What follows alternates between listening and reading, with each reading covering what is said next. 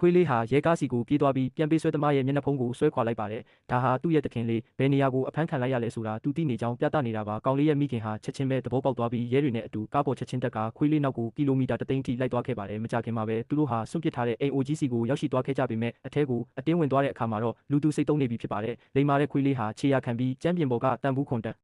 ခုကိုရှာဖွေတွေ့ရှိခဲ့ပါတယ်။ဒါဟာပြန်ပေးဆွဲသမားတွေဒီဘူးထဲကနေစားတောက်သွားခဲ့ကြောင်းညွှန်ပြနေတာပါ။ဒါပေမဲ့ရဲတွေကတော့ခွေးလေးဟာအစားအစာလိုက်ရှာနေတာပဲလို့ထင်မှတ်ပြီးဘာမှနားမလည်ခဲ့ကြပါဘူး။စိတ်ပြတ်သွားတဲ့ခွေးလေးဟာပြန်ပေးဆွဲသမားတွေခြံထားခဲ့တဲ့အဝတ်စားတစ်စကိုကိုက်ချီပြီးမိခင်ဖြစ်သူကိုအသေးအတန်ဟောင်ပါတော့တယ်။ဒါပေမဲ့ခွေးလေးကိုတခါမှသဘောမကျခဲ့တဲ့မိခင်ဖြစ်သူကတော့ဒေါသထွက်သွားခဲ့ပါတယ်။သူမကခွေးလေးကိုအတိတ်ပဲမရှိစော့ကစားနေတယ်လို့ထင်မြင်ပြီးတာဖြစ်သူပျောက်ဆုံးသွားမှုအတွက်တောင်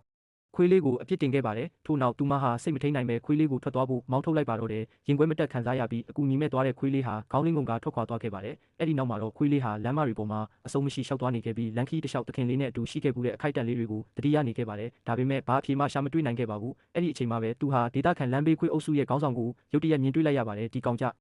ဒီဟာအလွန်ထက်မြက်တဲ့အနက်ခံအာယုံရှိပါတယ်။သူ့ရဲ့အကူအညီကိုရဖို့အတွက်ဖြစ်နိုင်ခြေရှိပါတယ်။ခွေးလေးဟာသူ့စုဆောင်းထားသမျှအရာအလုံးကိုသုံးပြီးအရသာရှိတဲ့မုတ်တစ်ခုသွားဝယ်ခဲ့ပါတယ်။တကယ်တော့ခွေးအုပ်စုကောင်းဆောင်ဟာသူ့ရှိတက်မှာအစားအစာကိုမြင်လိုက်ရတဲ့အခါချက်ချင်းပဲအစာနောက်ကိုလိုက်လာခဲ့ပါတယ်။ခွေးလေးဟာထွက်ပြေးမဲ့ပုံစံနဲ့အစာကိုချီပြီးခွေးအုပ်စုကောင်းဆောင်ကိုထိုအိမ်ဦးကြီးစီပြန်ခေါ်လာခဲ့ပါတယ်။ခွေးအုပ်စုကောင်းဆောင်မုတ်ကိုစားတောက်ပြီးတာနဲ့ခွေးလေးဟာအကူအညီတောင်းတဲ့အချက်ပြမှုကို